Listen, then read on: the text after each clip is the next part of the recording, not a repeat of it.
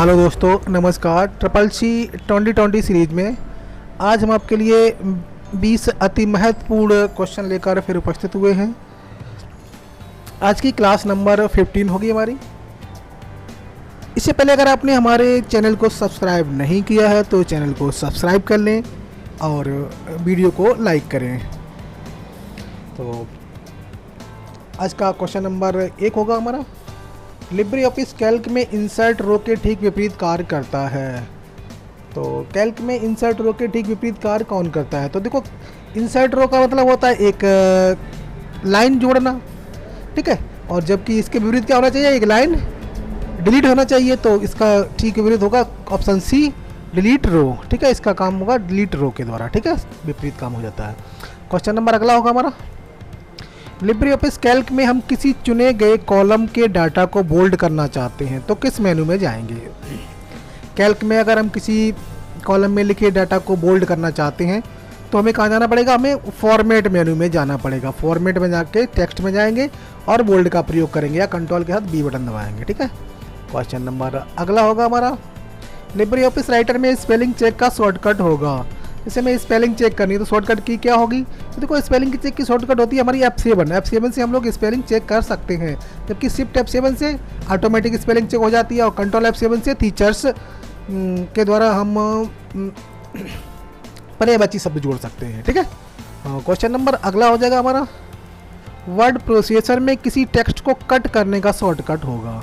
अच्छा, word processor में, word processor क्या होता है? वर्ड प्रोसेसर जैसे अब हमारा MS वर्ड है और लिब्रे ऑफिस राइटर है, ये वर्ड प्रोसेसर होते हैं, ठीक है।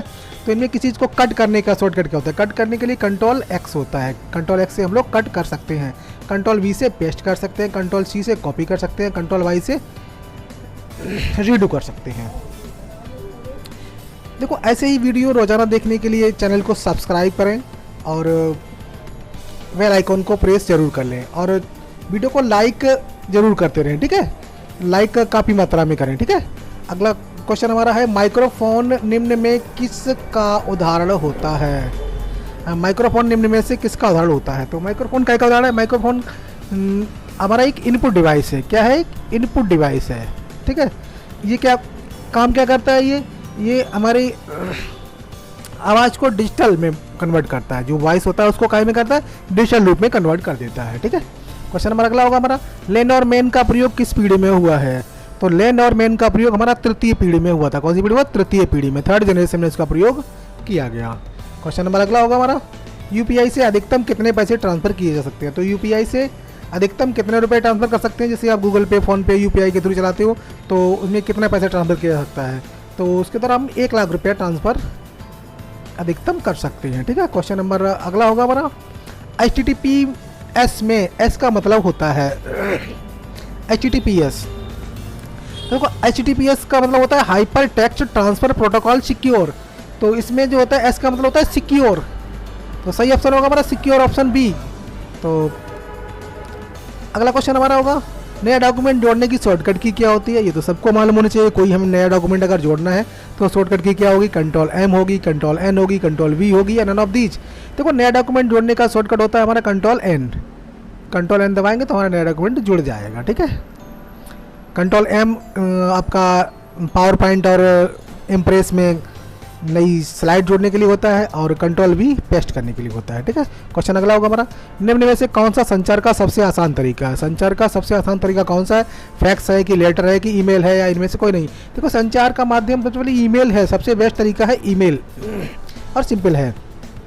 क्वेश्चन अगला होगा हमारा, निम्न में से कौन सा कानूनी रूप से हैकिंग करता है?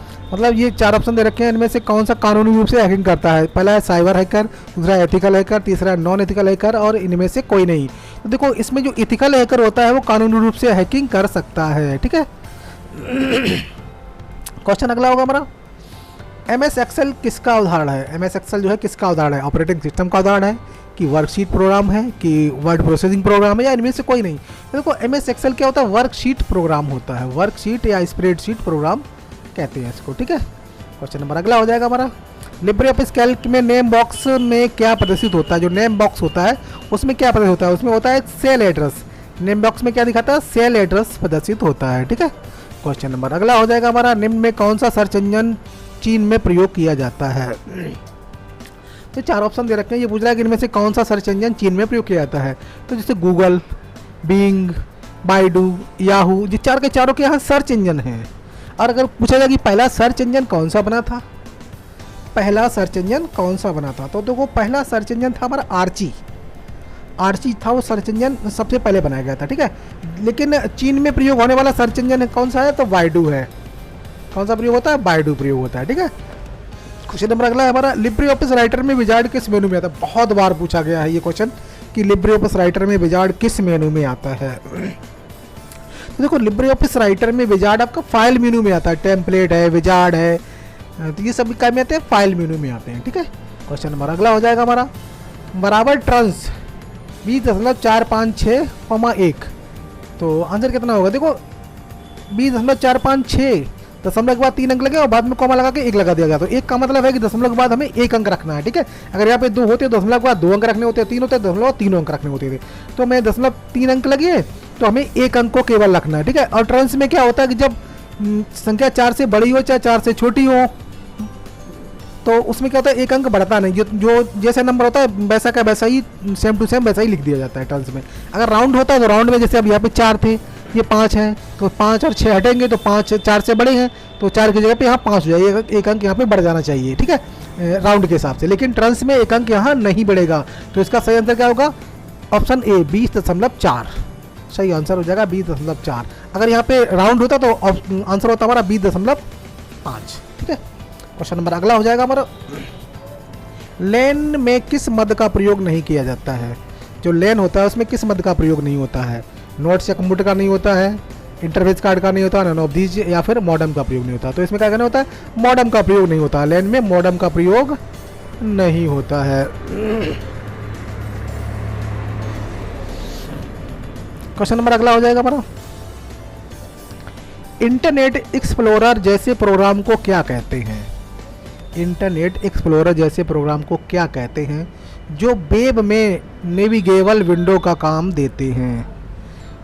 क्या कहेंगे, उनको बोलते हैं हम लोग वेब ब्राउजर या इंटरनेट सॉफ्टवेयर बोलते हैं जैसे, ठीक है। क्वेश्चन नंबर अगला होगा हमारा, क्लासरूम में न जाते हुए कंप्यूटर के विषय में अध्ययन के लोकप्रिय तरीकों को कहा जाता है।